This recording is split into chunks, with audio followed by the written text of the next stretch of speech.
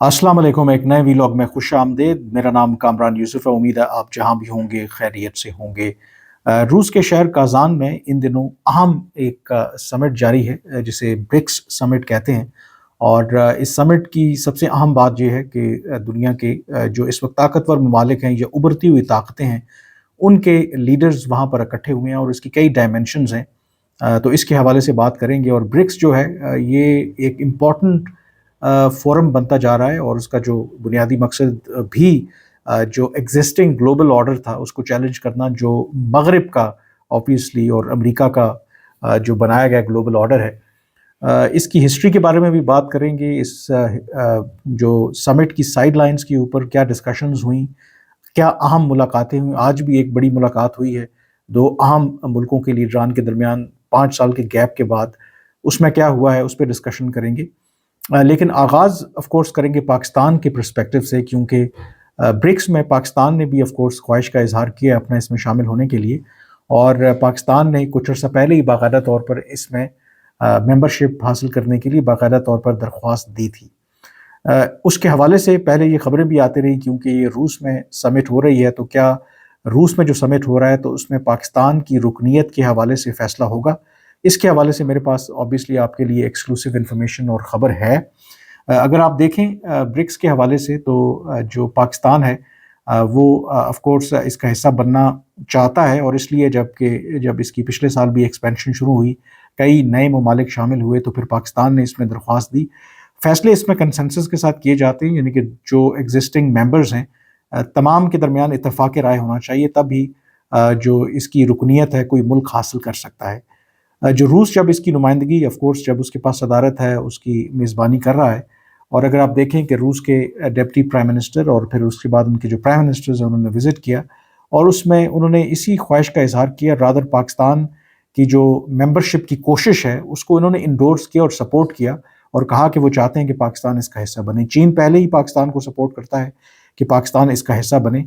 तो रूस की हिमायत के बाद ये समझा जा रहा था कि शायद जो काज़ान में ये समिट हो रहा है तो इस मौके के ऊपर पाकिस्तान के बारे में कोई फ़ैसला होगा। लेकिन जो मेरी पाकिस्तान के सिफारती ज़राए से बात हुई है तो कम अज़ कम इस समिट में पाकिस्तान को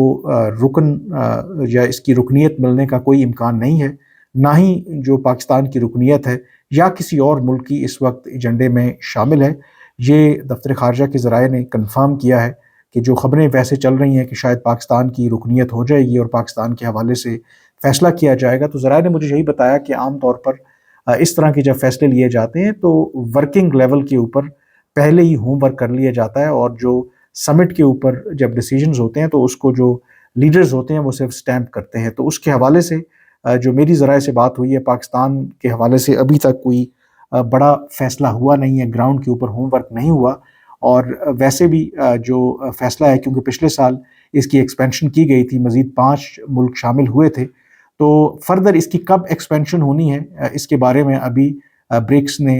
जो कंट्रीज़ हैं उन्होंने फ़ैसला नहीं किया। ये ज़राए का बताना था पाकिस्तानी। तो इसलिए जो काज़ान में 22 से लेकर 24 तक ये ब्रिक्स समिट हो रहा है तो उसमें पाकिस्तान की रुकनीत के हवाले से ना तो उसको टेकअप किया जा रहा है, ना अभी उसमें कोई फ़ैसला मुतवक्के है। और उसकी वजह ये है कि ये फ़ैसला तभी होगा जब तमाम ममालिक में एक इत्तेफाक राय होगा। बाकी ममालिक तो शायद मेरा ख़्याल में, जैसे मैंने कहा कि चीन, रूस, वो तो पाकिस्तान की हिमायत कर ही रहे हैं। ब्राज़ील और साउथ अफ्रीका को में भी इतना बड़ा प्रॉब्लम ना हो। लेकिन एक मुल्क ऑफ कोर्स जिसकी रज़ामंदी बहुत ज़रूरी है और वो भारत है। और भारत ऑब्वियसली इतनी आसानी से पाकिस्तान के हक़ में शायद वोट नहीं देगा। शायद इसी वजह से अभी इस पर कोई पेशरफ़्त मुतवक्के नहीं है और पाकिस्तान को इसमें दावत भी नहीं दी गई। आम तौर पर ये ब्रिक्स जो है एक इम्पॉर्टेंट फोरम बनता जा रहा है और उसमें ना सिर्फ जो ब्रिक्स के मेंबर्स हैं वो तो शामिल हैं ही हैं, बल्कि अदरवाइज़ भी दावत दी जाती है जो भी होस्ट कंट्री होती है। लेकिन पाकिस्तान को इसमें इवन एज एन ऑब्ज़र्वर या वैसे दावत नहीं दी गई। ये भी ज़राए ने इसकी तस्दीक की है। तो इसलिए लेकिन इसका हरगिज़ मतलब ये नहीं है कि पाकिस्तान की जो मेंबरशिप है वो मुस्तकबिल में हो नहीं सकती, क्योंकि यकीनी तौर पर रूस और चीन क्योंकि इसको एक नए ब्लॉक के तौर पर देखते हैं। वो चाहते हैं कि ये तरक्की पजीर ममालिक का ये जो ग्रुप है इसमें ऑब्वियसली एक वसअत आए और जो लाइक माइंडेड कंट्रीज़ हैं वो शामिल हों। مستقبل میں یقینی طور پر اس امکان کو رد نہیں کیا جا سکتا کہ پاکستان کو شامل کیا جائے، لیکن کم از کم یہ جو سمٹ ہو رہا ہے اس میں پاکستان کے حوالے سے یا کسی اور ملک کے حوالے سے کوئی فیصلہ نہیں ہو رہا۔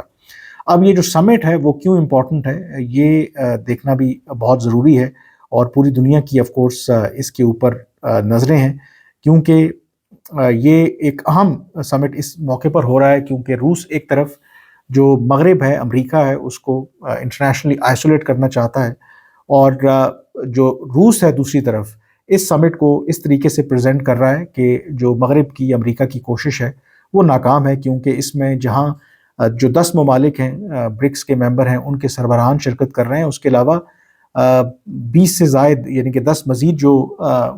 کنٹریز ہیں ان کے لیڈرز کو بھی دعوت دی گئی ہے۔ تو ایک بہت بڑا وہاں پر اس وقت آپ کہہ سکتے ہیں کہ گیدرنگ ہے، جو روس کے مطابق اس بات کی نفی کرتی ہے کہ روس بالکل ارریلیونٹ ہو گیا ہے۔ تو ایک تو اس کی یہ سگنیفیکنس ہے، دوسری اس کی امپورٹنس یہ ہے کہ اس کی سائیڈ لائن کے اوپر جو اہم ملاقات ہوئی روس کے صدر اور چین کے صدر شی جن پنگ کے درمیان۔ اب روس اور چین جو ہیں یہ ملٹی پولر ورلڈ ہے، اگر آپ اس کو دیکھیں تو اس میں ایک بہت بڑے پلیئر ہیں۔ اب یہ چین دنیا کی دوسری بڑی معیشت ہے، روس نے اپنے آپ کو ریوائیو کیا ہے، تو یہ مل کر امریکہ کی جو اجارہ داری ہے دنیا میں اس کو چیلنج کر رہے ہیں۔ اور اس اجلاس کے سائیڈ لائن کے موقع کے اوپر پھر جو اجلاس ہوا تو دونوں ممالک کی طرف سے جو بیان سامنے آیا، انہوں نے یہی کہا کہ دنیا میں بے شک اس وقت کیوس ہے، ایک انریسٹ ہے، لیکن اس کیوس کے دور میں جو چین اور روس کی جو دوستی ہے وہ اپنی جگہ پر مضبوط ہے، اور جو انہوں نے ذکر کیا کہ جو روس اور چین چاہتے ہیں وہ انہوں نے انسسٹ بھی کیا کہ اس کا پرپس یہ نہیں ہے جو برکس ہو یا ان کی جو آپس میں الائنس ہو، ان کے پرنسپلز ہیں کہ نان انٹرفیئرنس ہے، نان کانفرنٹیشن ہے، اور کوئی نیا وہ تنازع نہیں چاہتے۔ یہ پبلک ان کی آبویسلی اسٹیٹمنٹ ہے، لیکن جو اگر آپ چین اور روس کے ادروائز اقدامات دیکھیں تو کلیئرلی امریکہ اور مغرب ان کو سمجھتا ہے کہ وہ ان کا جو ایک بنایا گیا نظام ہے اس کو وہ کنفرنٹ کر رہے ہیں۔ تو روس اور چین کے پریزیڈنٹ ولادیمیر پوٹن روس کے اور جو چین کے صدر ہیں شی جن پنگ، انہوں نے یہی کہا کہ دنیا کو اس وقت جو اسٹرائیو وہ کر رہے ہیں ایک جسٹ ورلڈ آرڈر کی ضرورت ہے، یعنی کہ ایسا نظام جو انصاف پر مبنی ہو، جہاں پر تمام جو چھوٹے بڑے ممالک ہیں ان کو ترقی کے مواقع ملیں۔ تو یہ جب وہ بات کرتے ہیں تو اس کا مطلب ہے جو ایگزسٹنگ ورلڈ آرڈر ہے، جو انٹرنیشنل فائنینشیل سسٹم ہے، وہ ایک جسٹ سسٹم نہیں ہے۔ دوسری اس میں آف کورس جو برکس کا ایک اور اہم ایجنڈا ہے، ایٹ لیسٹ جو روس اور چین جیسے ممالک وہ پرسو کرتے ہیں کہ امریکہ کے اوپر اور امریکہ کا جو نظام ہے اس پر کم سے کم ریلائنس ہونی چاہیے، اور روس کی کم از کم یہ خواہش ہوگی پریزیڈنٹ ولادیمیر پوٹن کی کہ ماضی میں بھی اس کے اوپر پروپوزل رہا کہ کم از کم جو برکس ممالک ہیں یہ آپس میں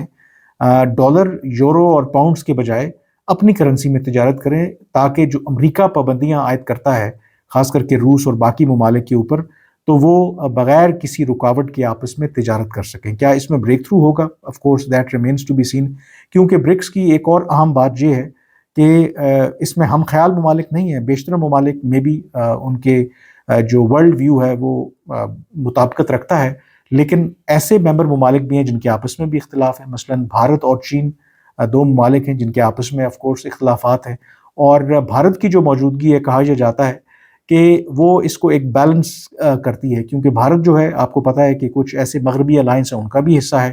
لیکن برکس جیسے الائنس جو چیلنج کرتے ہیں امریکہ کی ہیجمنی کو وہ اس کا بھی حصہ ہیں۔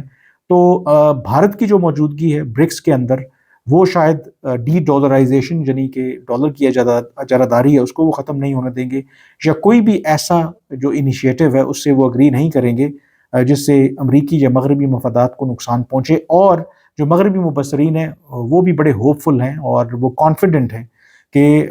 چین اور بھارت کے درمیان جو اختلافات کی نوعیت ہے تو برکس کی پلیٹ فارم کے اوپر کئی ایشوز کے اوپر ان کا ایک نقطے کے اوپر آنا یہ ممکن نہیں ہے، اور یہ ان کی توقعات ہیں۔ لیکن اس کے برعکس آئی تھنک جو روس ہے، چین ہے، وہ یقینی طور پر یہ پش کریں گے اپنے ایجنڈے کو، اور جو امریکہ کے اوپر جو ریلائنس ہے دنیا کی اس کو کم کرنے کی کوشش کریں گے، اور باقی ممالک کو بھی اپنے ساتھ شامل کریں گے۔ جب پہلی مرتبہ برکس کا یہ بنیاد رکھی گئی تھی، پہلے برک تھا، یعنی کہ اس میں برازیل، روس، انڈیا اور چین شامل تھے، پھر بعد میں ساؤتھ افریقہ بھی شامل ہو گیا، تو اس میں ایس ایک لگا دیا گیا۔ پھر پچھلے سال جو سمٹ ہوئی تھی اس میں باقاعدہ طور پر مزید 5 ممالک کو شامل کیا گیا تھا۔ یہ پہلا موقع تھا جب برکس کی ایکسپینشن ہوئی تھی، اس میں ایتھوپیا، UAE، ایران اور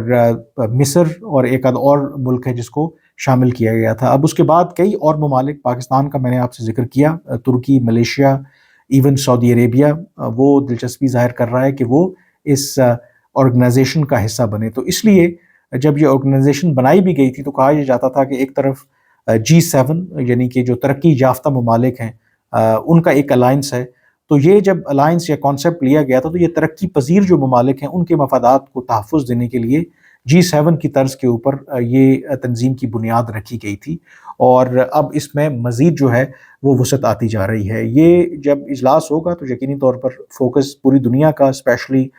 جو مغربی دنیا، ان کا ہوگا کہ اس کی آؤٹ کم کیا نکلتی ہے، لیکن یہ بات طے ہے کہ روس جو ہے یقینی طور پر کچھ جو انیشیٹوز ہیں ان پر پروگریس چاہتا ہے۔ جیسے میں نے کہا کہ ان کے اوپر جو لگی پابندیاں ہیں اس کے اثر کو زائل کرنے کے لیے وہ یقینی طور پر چاہیں گے کہ برکس اس بات پر اتفاق کرے کہ کم از کم تمام جو ممبر ممالک ہیں وہ ڈالر کے بجائے جو اپنی کرنسی ہے اس میں آف کورس تجارت کریں۔ دوسری اس میں جو اہم ایک ڈیولپمنٹ ہوئی ہے، آج برکس کی سائیڈ لائنز کے اوپر